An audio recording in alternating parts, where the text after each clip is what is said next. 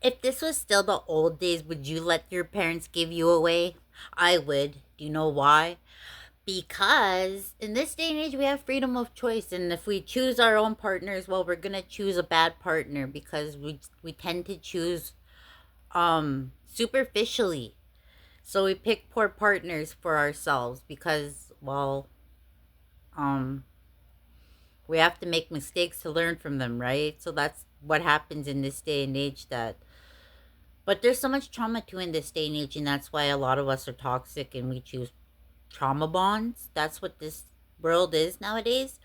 But anyways, um see, now back in the day they used to like set you up, and then you had to learn. That was the point of it, right? Like you grew together, you learned in love.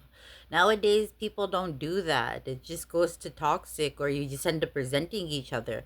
Whereas back in the day, you had no choice. Like, you had no choice to be with this person, but you had to learn this person.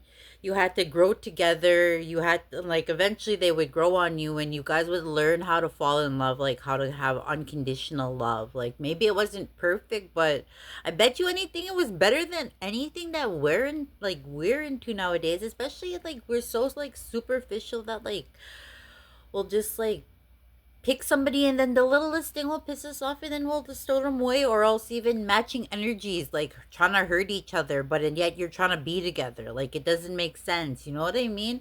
But back in the day, you couldn't be like that. Like, you had no choice to be with this person, learn this person, grow in love with this person, and then you ended up being together forever, you know what I mean? So like, I understand why they used to do that. And now I'm kind of sad that they don't do that anymore, because it's hard out here for a pimp.